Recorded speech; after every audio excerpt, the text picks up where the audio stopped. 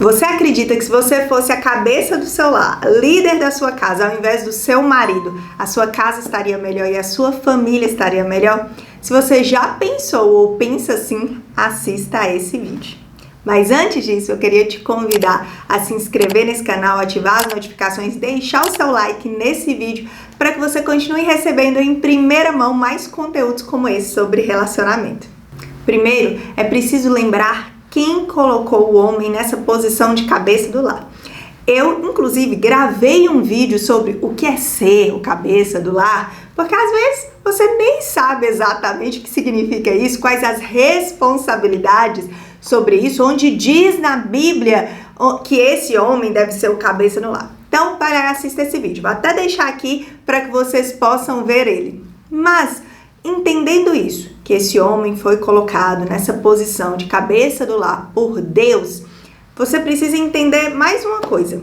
A Bíblia diz que a vontade de Deus, ela é boa, ela é perfeita e ela é agradável. Talvez você esteja dizendo assim: eu sei, Andréia, que ela é assim, mas eu acho que a minha vontade, que o meu pensamento sobre isso, que assim, esse meu pensamento que acompanhou o século XXI, que a gente não pode ser assim, né, André? As coisas mudaram. É diferente. Você tem que entender que o meu pensamento, de acordo com esse século, é um pensamento que não é desse jeito, que não pensa desse jeito. Ok, talvez esse seja seu pensamento. Eu prefiro continuar seguindo o que Deus disse, porque eu continuo acreditando que não importa em que século nós estamos, não importa em que século nós estivermos, Deus continua tendo a vontade dele sendo boa, perfeita e agradável. Esse vídeo é para pessoas que pensam assim. Se você acredita em modinha, se você acredita em outros tipos de movimento, esse não é um vídeo para você. Ser o cabeça do lar é uma autoridade atribuída por Deus. Ela não é algo conquistado. Ah, André, eu fiz mais cursos, eu fiz mais isso, mais aquilo, eu tenho mais habilidade, então eu conquistei o direito de ser ali o cabeça da minha casa, a cabeça da minha casa. Não, ela é uma posição de autoridade atribuída por Deus. Então começa por aí. Ai, André, mas pensa bem, eu sou muito mais capaz, eu sou muito mais desenvolvida, eu sou muito mais inteligente e eu deveria ser a cabeça do lar. Vamos começar por a escolha. Eu sempre falo assim, você foi tão inteligente, você foi tão capaz, você é tão desenvolvida, tão instruída, que você, ao se casar, ao escolher alguém para se relacionar, não escolheu bem o suficiente para que essa pessoa exercesse esse papel com maestria. Você não escolheu bem o suficiente para que você não precisasse agora ficar nesse dilema. Tem certeza que você usou todo esse seu potencial para fazer uma boa escolha? Tem certeza que agora é hora de você ficar tentando reivindicar esse papel? Eu sempre acredito que uma mulher sábia edifica sua casa, porque é isso que a Bíblia diz.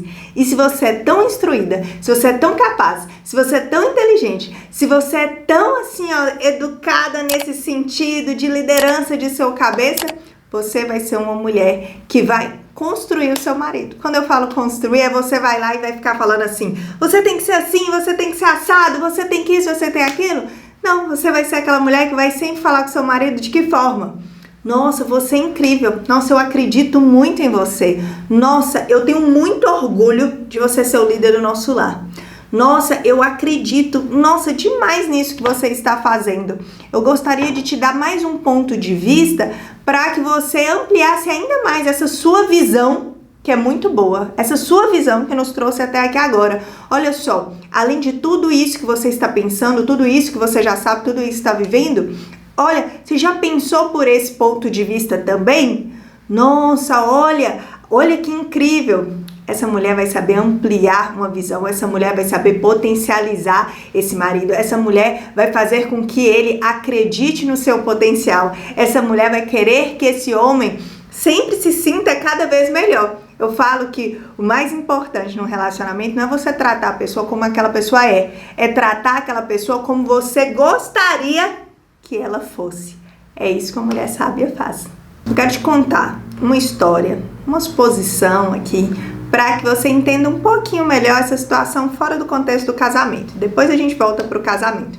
Vamos supor que tem um patrulheiro rodoviário que dá uma multa a você por você ter excedido o excesso de velocidade naquela área. Você pode ser, vamos supor, o CEO de uma grande empresa, exercer um excelente cargo de liderança, ser respeitado por muitos, entender muito sobre liderança, sobre gerir pessoas.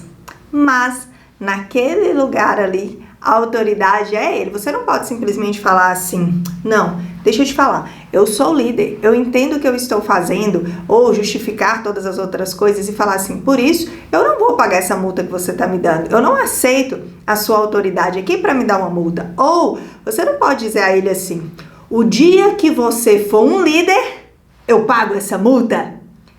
Vamos trazer essa mesma situação para o casamento. Eu sei que muitas vezes você pode falar assim, ai Andréia, mas o dia que ele for um líder de verdade, o dia que ele for igual a mim, o dia que ele fizer algo como eu faço, aí sim ele vai ser o líder da nossa casa.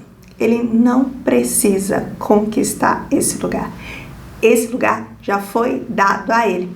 Quando você desrespeita a autoridade do seu marido no seu lar, você desrespeita o lugar que Deus o colocou. Foi Deus que colocou ele ali.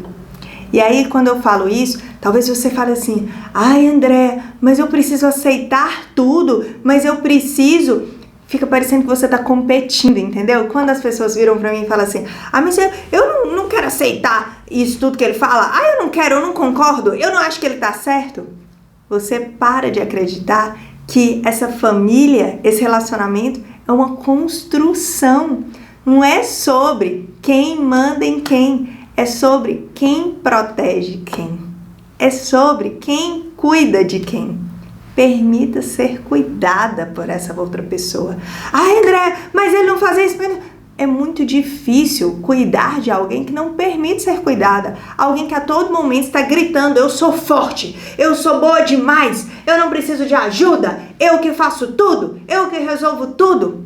É difícil demais cuidar de alguém assim. Você fica a todo momento falando, ah, mas ele não abre a porta do carro para mim, mas ele não cuida de mim, mas ele não faz isso. Mas você a todo tempo está falando, eu sou melhor do que você, eu faço isso mais do que você, eu resolvo mais do que você.